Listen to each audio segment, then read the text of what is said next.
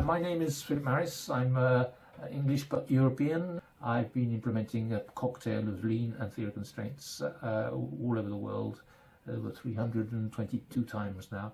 And I founded Marris Consulting in 2005. We're based in Paris. There are 15 consultants and a network of partners. We've implemented what I'm going to talk about over 70 times. Well, critical chain uses a definition that is often called a focused duration, also sometimes called an aggressive duration.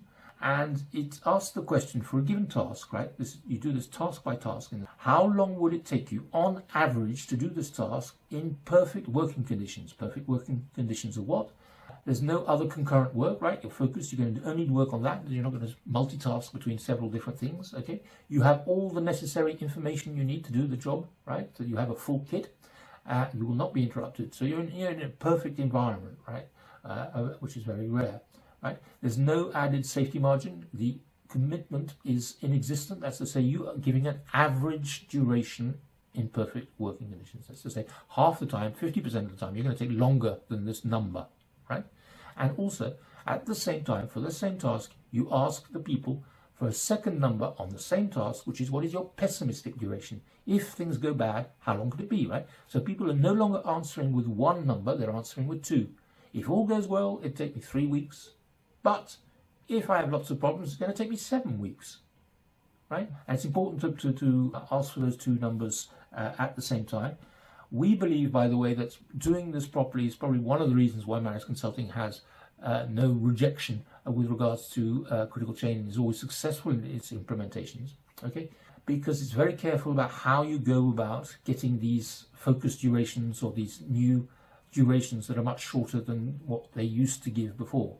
And this is because there's unfortunately some kind of ambiguity or lack of clarity with regards to these task durations. Some people have said, it's written in certain places, some experts say that you can just decide to cut all durations by 2, divide all task durations by 2, right?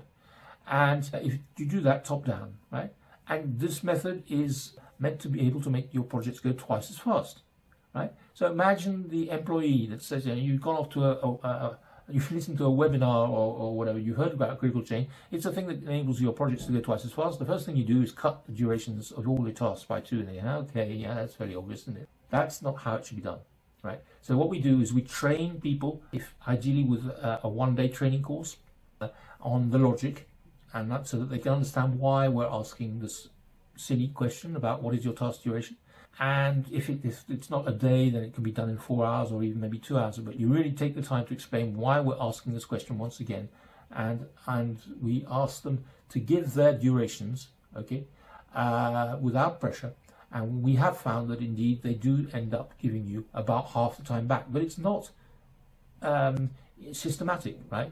And it will depend on individual people. Some people will take more precautions than others. It will depend on how much trust your employees have in your management, because you're asking for an average and saying, I'm not going to criticize you if you take longer than average, right? But they might not trust you with that, okay? And also, you have to understand the capacity for a task to be shrunk. It depends on the task, right? Some tasks can be shrunk a lot, others cannot.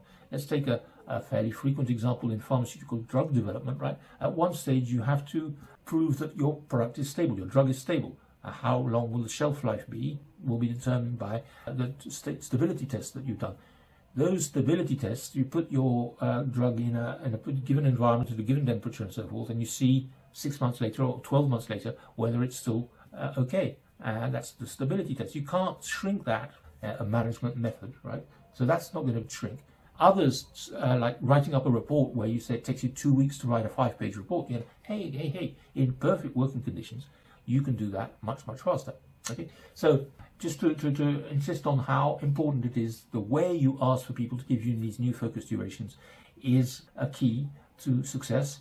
We take the time to explain to people why we're asking this, and we never have troubles with it, and we're always getting people to give us some very aggressive, very interesting new times, new durations, okay?